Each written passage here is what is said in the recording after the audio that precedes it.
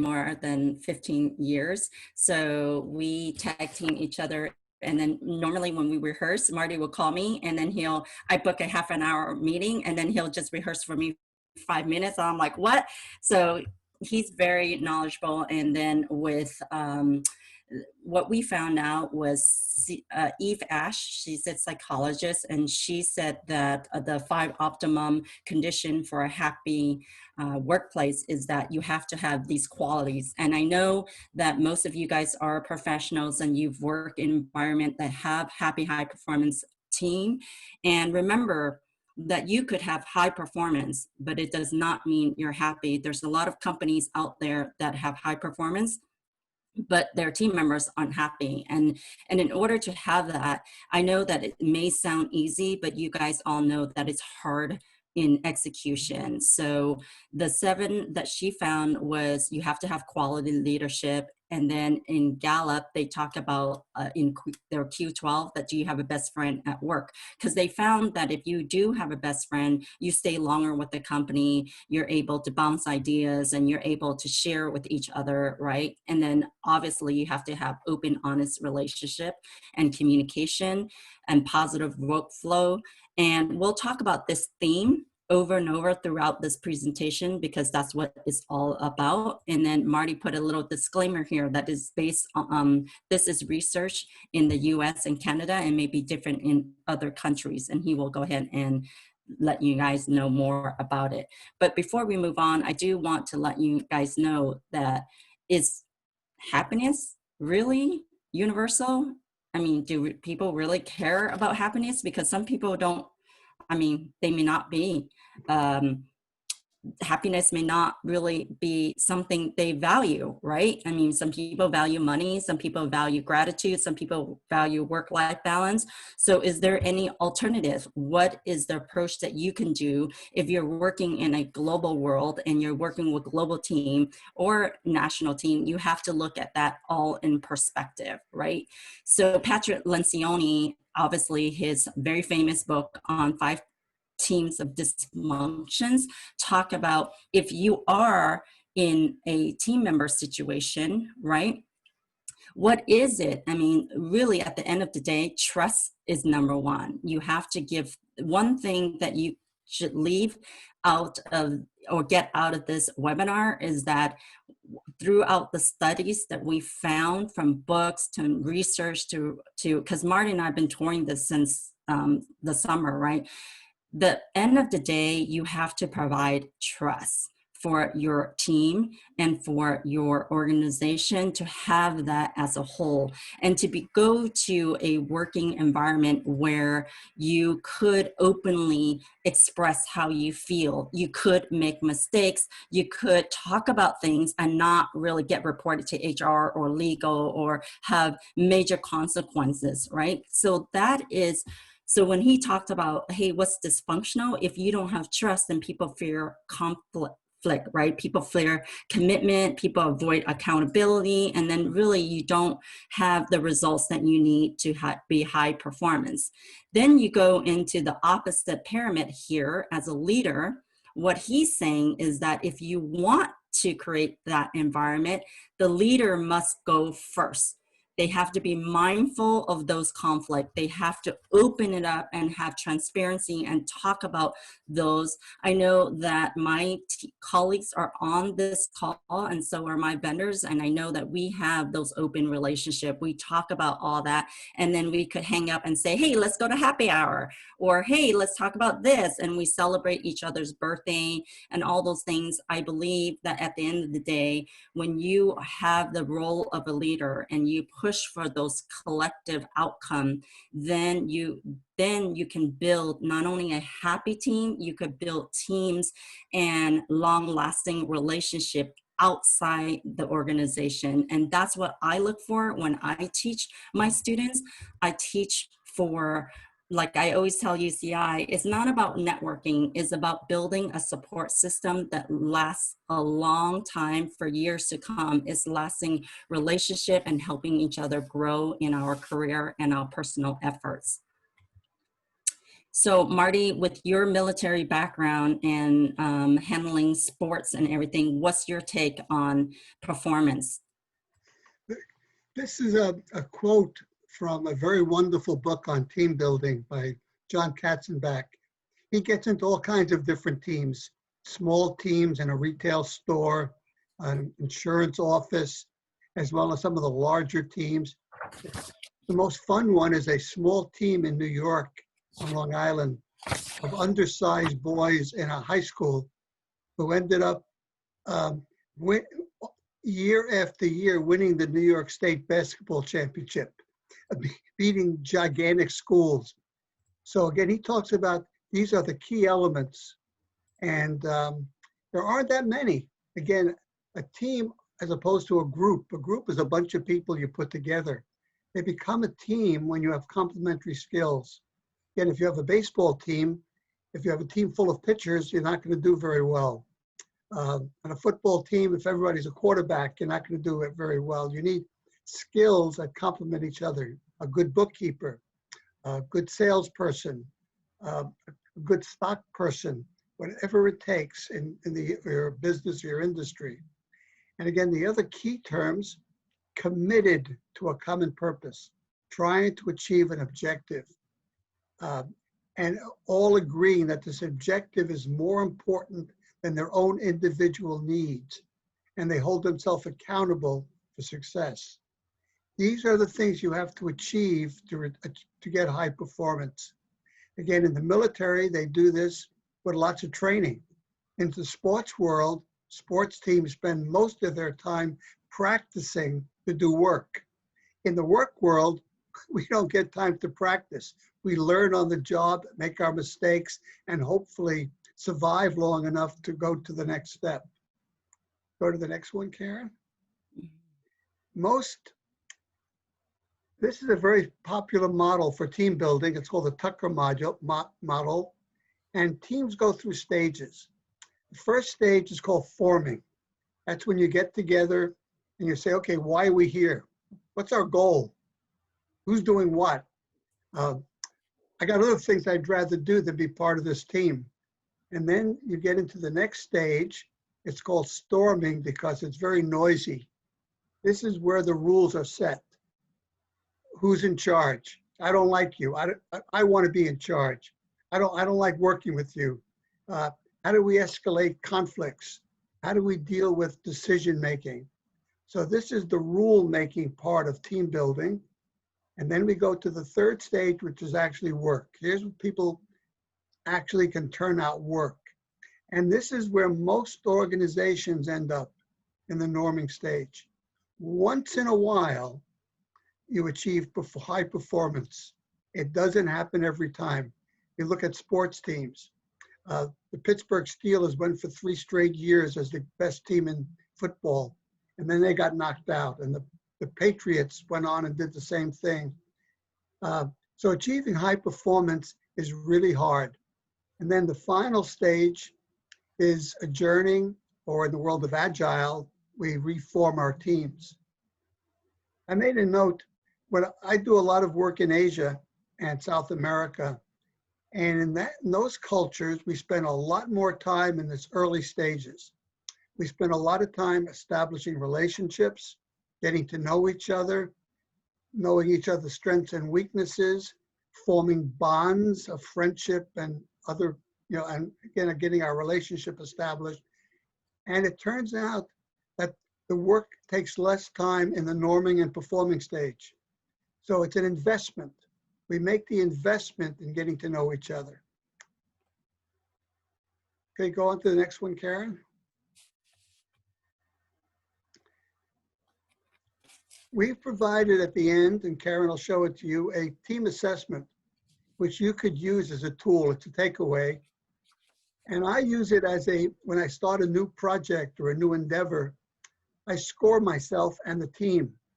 And if we score too low, then I say we have some remedial work to do to get ourselves up to being able to compete.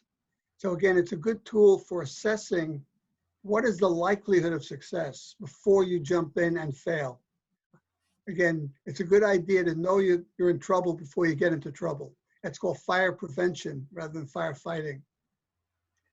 Right. And so So, Marty mentioned about this in the cost of building high performance. You all know that, especially uh, big corporation, they do not take the time to invest in money, right? I know you guys are shaking your head. We do not put in money to build in team. We learn about team as we go. We are not like sport where they pour tons of money or military on building that team. Why? Because it's not cheap and it takes a long time to build that kind of investment.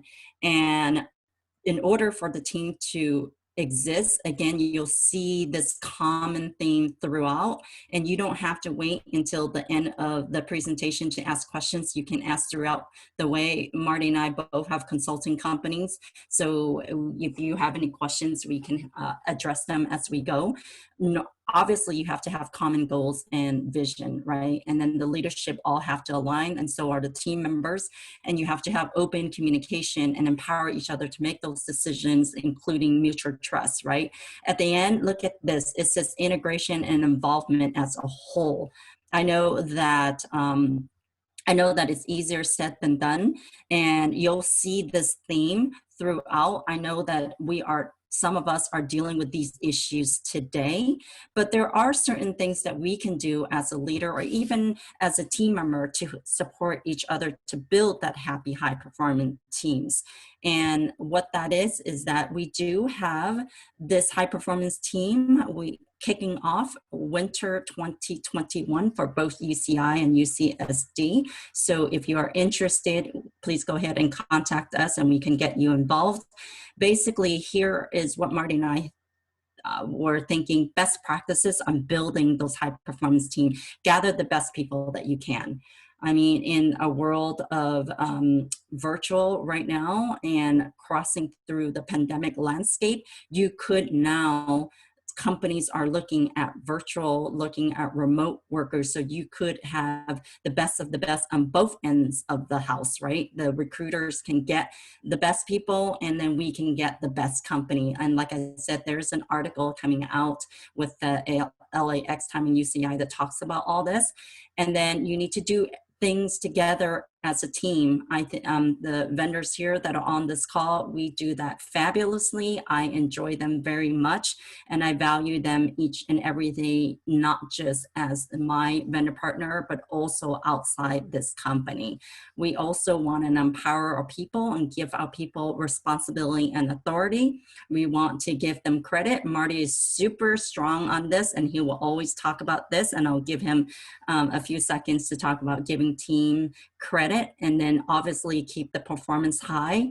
And what we found out in all of our studies is that not only do you allow that forum to have them make mistakes, you have to keep your bar very high. I work for Kia Motors, and the reason why the Koreans are very successful amongst most things is the target is unbelievable. In order to achieve 5, your target has to be 1. So basically, they aim for global 1 in all industry, in customer service, in quality, in sales, so that they can guarantee the 5. I apply this type of methodology to my graduate school. I know that 90% of the people aim for an A. Basically, and Marty knows me really well. That's how we met so many years ago. I took his risk class.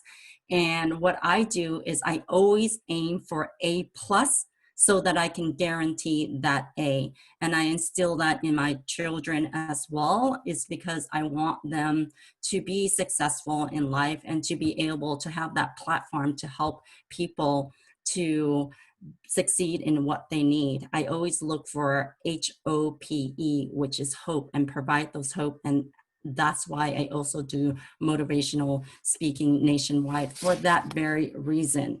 And so the positive, go ahead, Karen, Marty. we go back to the first one. Right, The last one. right. We had some questions that I'd like to address. Okay. One of the questions came up with, what do we do in this virtual world when we can't be physically together? Let me just tell you how I have a project going on now, building for a medical device. And my software is being built in Bangalore, India. My circuit designers are in Haifa, Israel. And most of my team is in the Carlsbad, San Diego area. And I'm up here in Irvine, near Irvine. Well, what we do is we party. For example, we had a party 2 weeks ago where we went to Balboa Park in San Diego and had a picnic, socially distanced, wearing masks. And our team in India went to Nehru Park, and and then the next day we posted all of our videos and our pictures on our website. So it allowed us to at least share experiences with each other. And the other thing that's important is to check in with people on a regular basis. It's so easy to forget the people you work with when you're not physically next to their desk or walking by them on the way to coffee. So it's important to check in with each other on a regular basis. Okay, go ahead.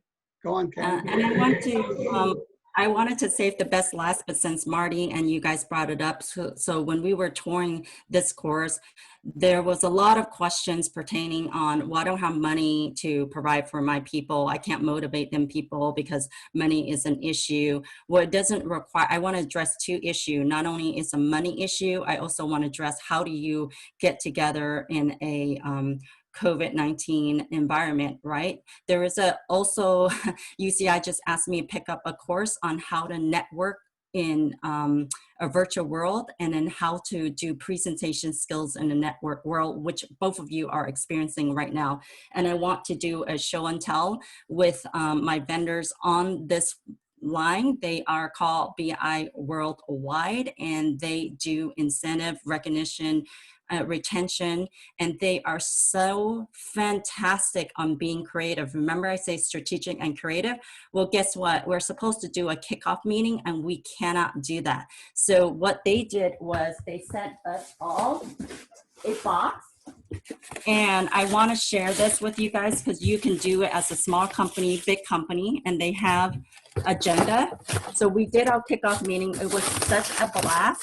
We have the welcome message. Then they bought us lunch, so basically paid by Grubhub. There is a virtual, it talks about what the agenda is all about, and then obviously the actual agenda, and then there's games in the break room. And then remember, how do you get together in a pandemic world, right? What if, you know, we can't do happy hour. We can't go out to happy hour. So in that box, so in this huge box, other than the agenda, they send us happy hour with basically margarita mix. So it's very, very creative, right? Margarita mix. And then they toast and drink with us. And then obviously we're going to be tired. So they give us energy drink as well. So it's all in a packet. I appreciate very much because they are such great partners to us and they understand our needs. So then my girlfriend, as I was struggling trying to come up with running my consulting company, she sent me this bag. It's so cute and it costs nothing. I think it only costs $3. And it says, I know you can't read it, and it says, and off she went to change the world. And in it, guess what?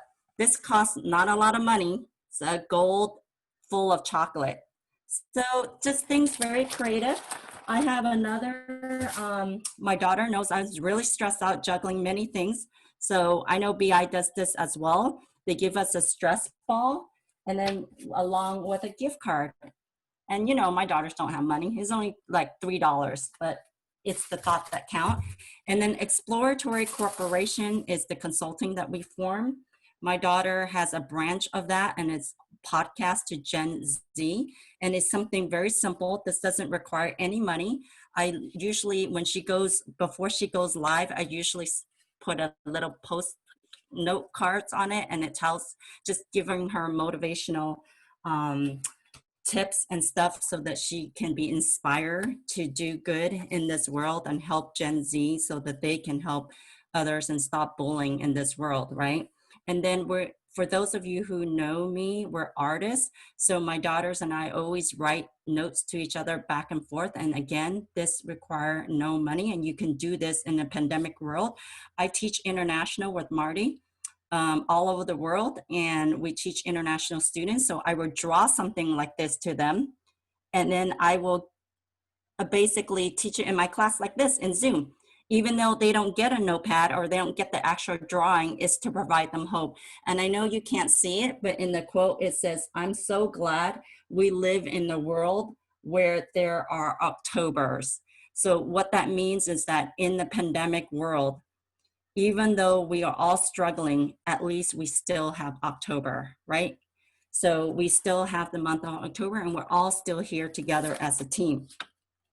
And in the month of November, I want to tell my daughter that I think of her often. So in her notepad, I drew this of her.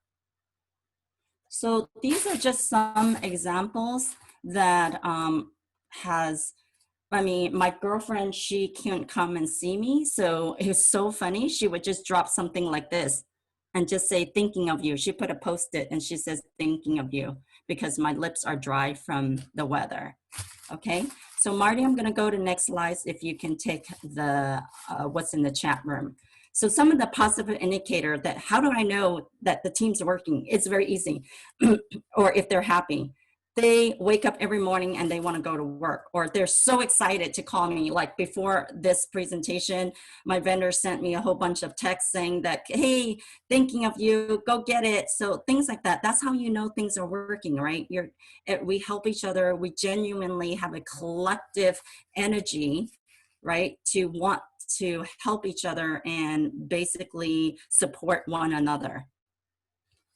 So coming on to the summary of what are key indicators for success, we broke that down into two folds. One of them is high achievement versus high engagement, starting with KPI 1. We have a common goal and common vision and clear actions. We talked about this throughout the webinar, and things that you could do to achieve that. You can have strategy maps, you can have weekly calls, monthly calls, talk about your vision, talk about, for those of you in Kia Motors that are my colleagues, we have daily scrums. We talk about weekly calls with our regional leaders, and we want to make sure, like what Nelson Mandela quote says, right? Very famous: "Action without vision is only passing time. Vision without action is merely a daydream, but vision with action changes the world." And you want to make sure that those actions are clearly communicated and that they understand, everybody from top down knows what they need to do. And Go back to one again, Karen, for a moment. sure. Steve Covey, in his last book before he passed away, the Eight Habits, he talked about research that has been conducted that shows that over 50% of people in organizations don't really know, one, what the organization's real objectives are, and number two, they don't know how the work they do fits those objectives. So one of the key things for high performance is that everybody needs to know from every job, whether it's cleaning up afterwards or the person in charge, what is my impact on achieving our organization's objectives? When that's clarified, people are more likely to buy in and get involved. Go ahead, Karen. Yes. And number two, under high performance, key performance indicator, KPI, is that there needs to be a clear accountability and performance in place, right? So you can't just be like, "Hey, I want to achieve that." I was having a really good friend of mine, and they are in the restaurant business. And hey, I know nothing about restaurant, but I do know very well of how to become an entrepreneur and how to reinvent yourself. So I asked him, "Hey, do you guys have daily goals and what target you need to meet?" And he goes, "Of course." And I go, "Well, do you have a revenue stream? Do you know what the clear accountability?"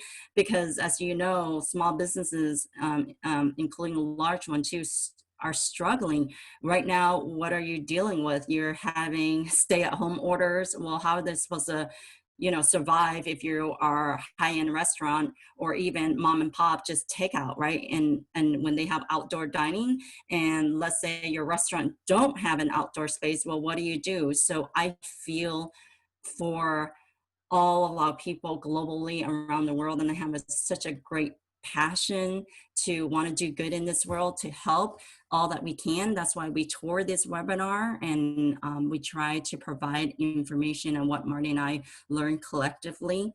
So accountability to the team is very important. Make sure you have your weekly meetings, whatever work in your environment, whether it's monthly, weekly, daily, hourly. When I was running call centers, we had to meet hourly because it's a 300 people call center, right? Make sure that you have governance in place, which standard operations, and then make sure that those metrics are very clear, and that in our, how in Wall Street they have those it's real time, the dashboard's real time, and you can see stocks real time. We try to implement that at Kia as well in our product quality division, so that you can see those metrics real time. Marty, you want to add for anything?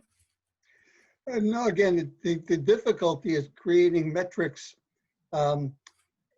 These are measurements that you, again, if you're in sales, for example, if you're a department store like a Nordstrom's, the key measurement in that industry is sales and profits per square foot of selling space. So if you have a grocery store, you can compare yourself against other grocery stores in terms of your sales and profits. So again, almost every job, almost every company, industry should have actual metrics that they could monitor on a regular basis and measure themselves against. And don't be sloppy. If it doesn't look good, recognize it and fix it, not just ignore it. And one of the reasons I want to stress again, what Marty and I do, this is part of our, this is part of our passion to help organizations and individual grow professionally and personally. I think that on the text, we already have some people inviting us to their company to speak. If you are interested in that, please contact us or send your message through Connie or Alyssa. We feel strongly, and if we have a common goal together to help the collective group, we will certainly partner with you and do that as well. Okay, in the year 2020, this year, Chapman and Orange Chamber of Commerce is our last stop. We have a lot to do in 2021 for both UCI and UCSD. So if you are interested, we will work you through that agenda, and then we will contact you directly. Marty, why don't you go ahead and talk about the KPI for number 3 in terms of high energy? Well, and high achievements. The concept of diversity is not just diversity of gender, of national background, of religion, race, age. It's also diversity of thinking. One of the scariest things for a manager, and I've been in that boat, when you walk into an organization and discover that everybody is just like you. And second is when you discover that you're the smartest person in the room. That is terrifying. You want to surround yourself with people that are as different from you as possible in all of the areas of diversity, including diversity of thinking. Some people are linear thinkers. Some people make giant leaps of logic. And the more the differences you have, the higher the level of performance will be. And a lot of this requires some amount of training. You have to invest in some training. People avoid conflict. Well, there is training for conflict management. How do you make yourself better at productively fixing conflicts? If you have no conflict, it means nobody cares. When people care, there's some conflict. So again, you have to invest a little bit in your people, and you get the payback is enormous. Next one, Karen. Mm-hmm. And the last of our KPIs is work has to be aligned. There's an expression, I don't know how many of you are familiar with it, called WIFM, W-I-F-M. What's in it for me? If you want to get people involved, they have to understand you're not benefiting. You're the big, you get paid a lot of money. You own stock in the organization. What's in it for me to support you and give you not just the minimum amount of work, but my heart and soul? And so you need to, as a leader, manager, business owner, you need to be able to show people why the work you're doing has value to the community, to them, to their families and everybody else. And this is easy to do. This is why I love a medical device and medical instrumentation. Everything we do, I could point out, this is protecting ourselves, our families, and our neighbors. So again, it's a key thing to be able to take the effort and do it.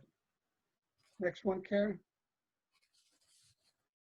So over here, Marty, you want to talk about your experience with Google research? Yeah, a number of years ago, Google decided to do the same thing I did at Intel and figure out what made certain Google teams really outstanding. And this was their list of 5. But number one, and most important, more important than everything else, was psychological safety. Where people on the team felt safe from their team members and from the outside world, where they knew the team leader, the boss, would protect them from everybody else, and they could be free to open up to their team members if they're not sure. If they have a crazy idea, they know they won't get laughed at too loudly. And so this turned out to be so important to Google that they actually analyze every team every quarter to ascertain whether they have achieved psychological safety. And then the others are pretty standard. People do be dependent on each other and feel that they have an impact. But this is the number one. And I think we've had some videos we reference that'll show you from Google some examples. Go ahead, Karen. Exactly. So time check, 12:45. This is how Marty and I teach in terms of tag team. We try to make this very interactive for those of you that are in the chat box, sending us messages and giving us comments. That's fantastic. We always want this to be interactive so that it is worth your time as well as ours. So we poured a lot of research into this course that we're touring. And one of the things that we found out in Glassdoor for best places to work in 2020 is that, again, one thing you want to get out of all this is the common theme of support and trust, right? Ranking at number 10, for those of you who know Southwest, it's all about customers. They call their customers cohorts. So that it's fabulous, and it says great flexibility, great benefit, and fabulous cohorts who work together to make our job fun and for our customers. So instead of calling coworkers, it's cohorts, right? And I think that their logo is a heart.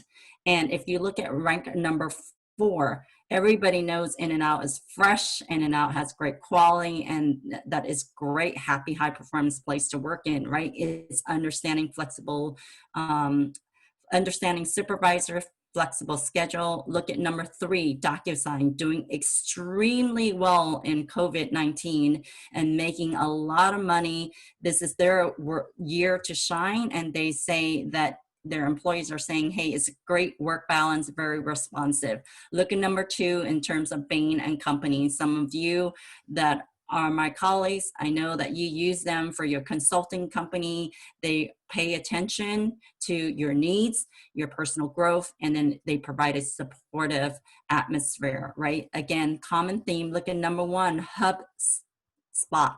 IT company, and it's truly universal, it's inclusive and comfortable to bring yourself to work. And that is what you need to focus on in terms of not only as yourself as an individual, but as well as your leader. What is it, as well as your leadership role? What is it that you could do to transform yourself to create that happy, high performance team? And there are additional resources that Connie and Alyssa will share with you that gives you questionnaires that Marty was talking about. You could rank yourself from time to time to see if you are having a happy high performance team. Are you leading a happy high performance team, or are you working in a work environment that is happy high performance?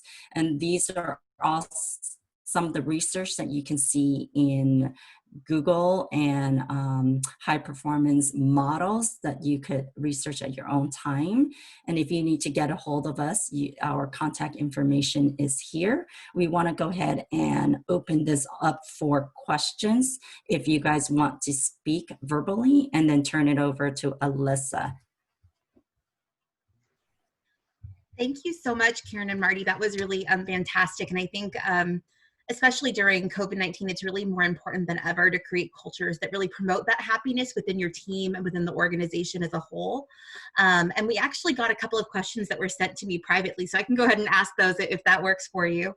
The first is regarding to the 10 concepts that needed for success. That was one of your slides. How do you get your company or your organization to buy into those concepts? For example, if you're an employee, you're not really, I guess, technically someone in power who can make decisions. How do you get that buy-in? That's an excellent question. Marty, you want to start with yours and your experience?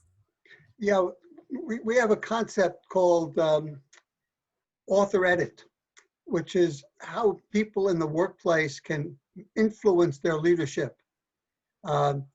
If you get a group of people together who think that some of these things are important and the organization is not doing it, one individual is hard to doesn't have much influence. When you take 3 or 4 or 5 of top performers all going forward to management with these kinds of concepts, management in most places, I personally believe management is not like the pointy-headed boss in Dilbert cartoons, that most people in management got there through skill and through their work. And so the trick is you have to make them aware of it. And when they become aware of it, most managers will adapt these things because they do work. And they're logical and common sense. These are not things that are off the wall. So again, a lot of it is awareness.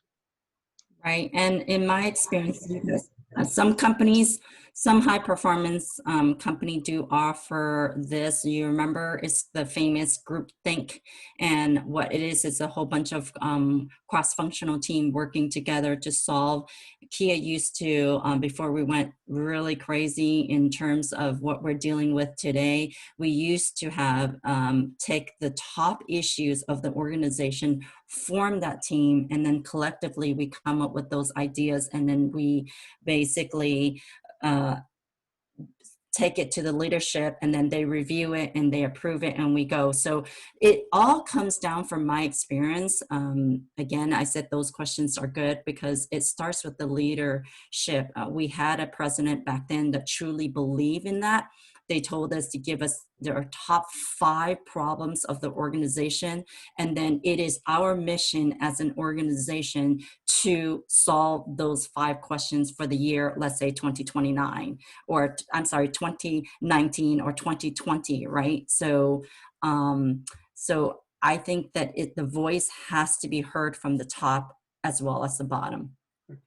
Another question, please. We had a question from Jennifer. She asked, is happiness on the team also related to team's creativity? And there is a correlation.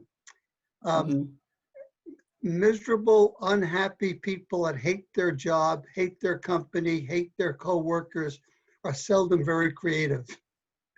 So there is a certain amount of creativity. It's the joy, almost bringing back your child sense of wonder and joy that promotes creativity. And you'll have that on a happy team. Another question, Alyssa? Yeah, so obviously, talking about the goal is the high performing teams, right? You're hoping everyone kind of gets on board with that process. What is the best way to deal with non-performers that remain on the team who maybe aren't fully on board with kind of where the rest of the team may be? Marty, you feel very passionate about this topic, and Yeah, especially on an international scale. I live in a world where failure is usually pretty bad. Uh, Products don't get out, competitors take a big hunk of your business. So I have very little tolerance. I always give people a second chance. I carefully explain what we're doing, why we're doing it, and what our situation is, and to give everybody a chance to come on board. And I give them, depending upon the criticality of the work, I might give them a week, a month, but not much longer than that. Um, when you keep people on board who are not part of the team or don't support, you're not only hurting the work, but you're hurting all the other people on the team who are supporting. So again, these are the kinds of people I try to send off to my competitors if I can.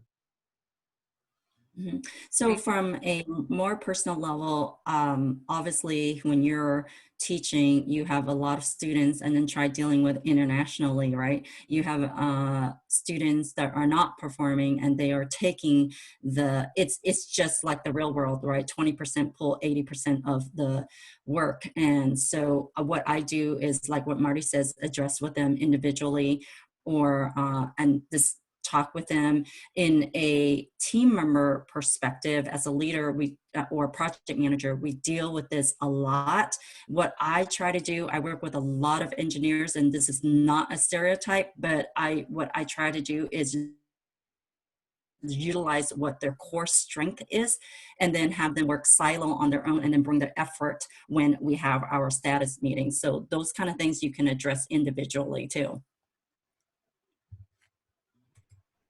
Any more Yeah, questions, we got Alyssa? a question from Marie Yeah. about mutual accountability and other techniques to foster and sustain mutual accountability. Why don't you take this one, Karen? So mutual accountability, we deal with this a lot in terms of working, especially when you're working with a Korean company that has very aggressive goals. What we try to do is, I always start my meeting. Well, I do daily scrum because my background is project management. And for those of you who are not familiar with daily scrums, or like 15-minute stand-up or 15-minute meetings, and you just talk about, okay, what did you do yesterday? What did you do? What are you going to do tomorrow? And what are your impediments? And then after they talk about all that, or I usually, before they talk about all that, I talk about, like, what are we trying to accomplish today? And who's responsible for this today? What are we trying to do? And then that message gets carried out throughout. I'm actually dealing with this right now. We just launched a learning management system, kiauniversity.com, nationwide to 35,000 people. And I said every single morning at 9:30 a.m., we start the meeting with accountability. What are the top 3 issues, and what did we do yesterday? What did we do? What are we going to do today? And what are we going to do tomorrow? And no one escaped that accountability until we get them addressed. So that's how I handle those issues. Marty, you? Um, we have this new methodology called Agile. And here in America, US and Canada, we're very peer defaulting as opposed to boss defaulting. Um, and the key is to make commitments to each other, that I will work night and day not to let a team member down by being late on meeting a commitment. My boss, the worst my boss could do is fire me, but my team members could lose respect for me. And I care more about that. And so here in the US and Canada, this idea of we commit to each other as a team. And I found this to be one of the strongest reasons for practicing this agile methodology, is this personal commitment to each other. Laura has an excellent question. What are some ways leaders can encourage vulnerability in a member of a team who always seems to hold back?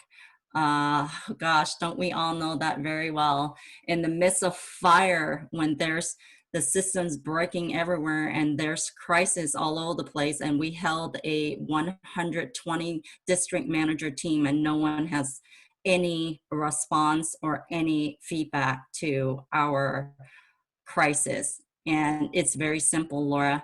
I got off the phone. I told the VP that's because we created an environment where they are not safe to talk about their problems. Why would one district manager in front of 120 team members and colleagues and in front of leadership go and voice their opinion, especially with executives on the line, right? So you have to create that environment where you allow them to speak to you in full vulnerability and transparency, whether it's your mini team, whether you pick up the phone and you call.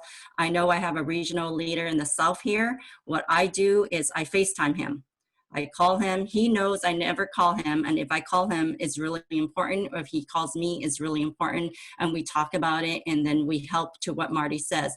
I said, hey, can you do this? And I'll do this. So basically, can you push this message out to the Southern region if I do this for you? And that's how we build trust throughout the year. And I appreciate him very, very much. I think you need to definitely build that relationship first before you can have that vulnerability. Marty, you have insight on that? One of the things I've done, we have a lot of our classes, we have a lot of students from Asia, and they're very reluctant at first to challenge the instructor, and we of course want to be challenged. So what I do is a little bit manipulative and sneaky. I arrange for one of the students who is a little bit more open to challenge me in the first class and tell me I'm wrong. And I want the other students to see that there's no penalty for that. In fact, there's usually a reward. I'll give them some candy kisses. I'll hand out, I'll throw some candy kisses at them. And I've done this in the workplace also. You want to give up people the idea that there is no penalty for challenging and for opening up. And some people are more reluctant, and so you need to encourage it. Right. And Laura, another tip, Marty just reminded me when I entered the world of international teaching, and then this has to do with diversity at work as well. Culture is really important. Marty mentioned diversity in culture, diversity in thinking, diversity in leadership. You have to take all that into accountability. When I was teaching at International University of 9, University of China, all in one, I had no idea, and I'm Chinese by nature. So I have still a lot to learn. I had no idea that when the professor starts speaking, the students in that culture is not supposed to talk. And so I was thinking, wow, I'm teaching for 4 hours a night and I'm really just talking to myself. That's because I wasn't aware of the vulnerabilities of those international students and their culture. So they're not supposed to talk when the professor talks, and they're not supposed to, number two, shine spotlight on them. It's very different from the American culture where we converse with each other and we have chat rooms. So I knew that, and well, I didn't know that until in the break room, I was talking to some of the students and they told me that. And so from that experience, I now ask questions in terms of assignments. So I give them assignments and ask them questions, and they get 5 points from those assignments, and they rake it in, and wow, boy, can they write. So one of the things you need to do is really understand the individual as a whole and the team. Any other questions? Well, I think we're actually out of time. I want to be respectful of folks' time. It's 1 o'clock. Okay. But thank you all so much. Thank you, Karen and Marty, for your wonderful presentation today. I'm actually going to stop your share and then share one quick slide with everyone. Wanted to just give everyone a heads up that we have some really great free events at the Chamber coming up on December 16th. There's a business networking group where it's going to be our holiday celebration. We're really excited about that. And finally, our next Lunch and Learn is going to be on January 12th. And it's going to be with Samantha Garrick of Best Buddies. She's going to be talking about diversity, equity, and inclusion, particularly around the issues of accessibility and disability. So just wanted to give you a quick shout out on that here. And you can always go to our website, orangechamber.com. We're celebrating 100 years in 2021. So if you'd like to get involved with a great community organization, please feel free to send us a message. We would love to have you. But with that said,